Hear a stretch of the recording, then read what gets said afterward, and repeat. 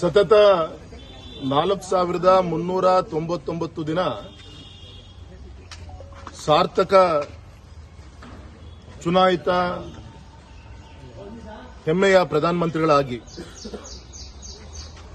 ಇವತ್ತಿಗೆ ನರೇಂದ್ರ ಮೋದಿಜಿಯವರು ವಿಶ್ವ ಕಂಡಂತ ಹೆಮ್ಮೆಯ ನಾಯಕರು ಹೆಜ್ಜೆಯನ್ನ ಇಡ್ತಾ ಇದ್ದಾರೆ.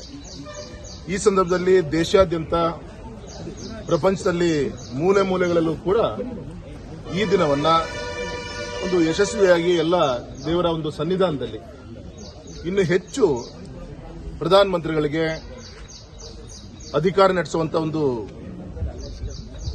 ಆರೋಗ್ಯ ಸದೃಢತೆ ಕೊಡ್ಲಿ ಅಂತೇಳಿ ದೇವರಲ್ಲಿ ನಾವು ಇವತ್ತು ಶಿವಮೊಗ್ಗದ ನಮ್ಮೆಲ್ಲ ಕಾರ್ಯಕರ್ತರು ಎಲ್ಲ ಒಟ್ಟಾಗಿ ಸೇರಿ ಭಕ್ತಿಪೂರ್ವಕ ನಾವು ಪೂಜೆಯನ್ನ ಮಾಡಿಸಿದ್ದೀವಿ.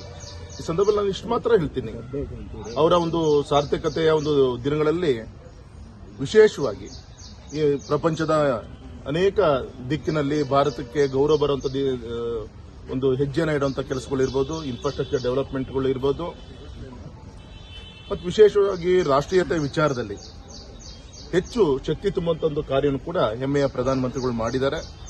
ಅವರ ಆಶ್ವಾದಿಂದ ನಮ್ಮ ಮಲೆನಾಡು, ನಮ್ಮ ಶಿವಮೊಗ್ಗ ಕ್ಷೇತ್ರ ಕೂಡ ಎಲ್ಲ ದಿಕ್ಕಿನಲ್ಲೂ ಕೂಡ ಅಭಿವೃದ್ಧಿ ಆಗಿದೆ, ಆಗ್ತಾ ಇದೆ.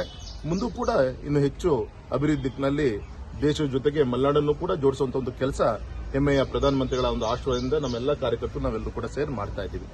ಹಾಗಾಗಿ ಈ ಸಂದರ್ಭದಲ್ಲಿ ನಾನು ಇಷ್ಟು ಮಾತ್ರ ಹೇಳ್ತೀನಿ, ಸುದೀರ್ಘವಾದಂತಹ ಒಂದು ಚುನಾಯಿತ ಪ್ರಧಾನಮಂತ್ರಿಗಳಾಗಿ ಇವತ್ತೇನು 4,399 ದಿನಗಳು ಇನ್ನು ಹೆಜ್ಜೆಯನ್ನು ಇಡ್ತಾ ಇರ್ತಾರೆ.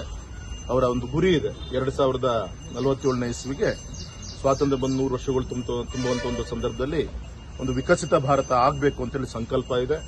ಆ ಸಂಕಲ್ಪಕ್ಕೆ ವಿಘ್ನೇಶ್ವರ ವಿನಾಯಕ ಎಲ್ಲ ರೀತಿಯಂತ ಶಕ್ತಿ ತುಂಬುವಂತ ಕಾರ್ಯ ಮಾಡಲಿ. ಆ ಒಂದು ಅವರಿಗೆ ಬೆಂಬಲಿಸುವಂತ ಒಂದು ನಮ್ಮ ದೇಶದ ಒಂದು ಪ್ರಜೆಗಳನ್ನ, ಅವರ ಮನಸ್ಥಿತಿಯನ್ನ ಒಗ್ಗೂಡಿಸುವಂತ ಕೆಲಸವನ್ನು ಕೂಡ ದೇವರು ಮಾಡಲಿ ಅಂತ ಹೇಳಿ ಈ ಸಂದರ್ಭದಲ್ಲಿ ನಾನು ದೇವರಲ್ಲಿ ಕೇಳ್ಕೊಂತ ತುಂಬಾ ಸಂತೋಷ. ಇವತ್ತು ಈ ದಿನವನ್ನ ಬರುತ್ತೆ ಅಂತ ನಾವು ಯಾರು ಕೂಡ ಅನ್ಕೊಂಡಿದ್ದಿಲ್ಲ. ಯಾಕೆಂದ್ರೆ ಹಿಂದೆ ಅಟಲ್ಜಿ ನಮ್ಮ ದೇಶದ ಪ್ರಧಾನಮಂತ್ರಿಗಳಾದಾಗ ಅವರ ಸ್ಥಾನವನ್ನ ಕಳ್ಕೊಂಡಾಗ ಮತ್ತೆ ಆ ಜಾಗವನ್ನ ತುಂಬುವಂತ ಹೆಮ್ಮೆಯ ನಾಯಕ ಯಾರು ಬರಬಹುದು ಅಂತೇಳಿ ನಾವೆಲ್ಲರೂ ಕೂಡ ಕಾರ್ಯಕರ್ತರು ಯೋಚನೆ ಮಾಡ್ತಾ ಇದ್ವಿ, ದೇಶದ ಜನ ಯೋಚನೆ ಮಾಡ್ತಾ ಇದ್ರು. ಆದರೆ ಇವತ್ತು ದೇಶದ ನಮ್ಮ ಯೋಗ ಇವತ್ತು ಇಂಥ ಒಬ್ಬ ದೇಶಭಕ್ತ ಪ್ರಧಾನಮಂತ್ರಿಗಳ ಒಂದು ನೇತೃತ್ವದಲ್ಲಿ ರಾಷ್ಟ್ರದ ಒಂದು ಸೇವೆ ತೆಗೆದುಕೊಳ್ಳುವಂತ ಒಂದು ದೊಡ್ಡ ಆಶೀರ್ವಾದ ದೇವರು ಮಾಡಿದಾನೆ. ಇನ್ನು ಹೆಚ್ಚು ಆರೋಗ್ಯ ಅಧಿಕಾರವನ್ನು ನಡೆಸುವಂತ ಒಂದು ಆಶೀರ್ವಾದ ಮಾಡಲಿ ಅಂತ ಹೇಳಿ ನಮ್ಮೆಲ್ಲ ನಾಡಿನ ಜನರ ಪರವಾಗಿ ನಾನು ಈ ಸಂದರ್ಭದಲ್ಲಿ ಕೇಳ್ಕೊಳ್ತೇನೆ. ಪ್ರಧಾನಮಂತ್ರಿಗಳಾಗಿ ಸೇವೆ ಸಲ್ಲಿಸಂತ ನಮ್ಮ ಕರ್ನಾಟಕದ ಹೆಮ್ಮೆಯ ಸುಪುತ್ರರಂತ ಸನ್ಮಾನಿಸುತ್ತ ದೇವೇಗೌಡರು ಅವರ ರಾಜಕೀಯ ಜೀವನದಲ್ಲಿ ಅತ್ಯಂತ ಗೌರವಯುತವಾಗಿ ನಡೆಸಿಕೊಂಡಂತ ಯಾರಾದರೂ ಒಬ್ಬರು ನಾಯಕರಿದ್ರೆ ನಮ್ಮ ದೇಶದ ಪ್ರಧಾನಮಂತ್ರಿಗಳು ಸನ್ಮಾನಿಸುತ್ತ ನರೇಂದ್ರ ಮೋದಿ ಅವರು.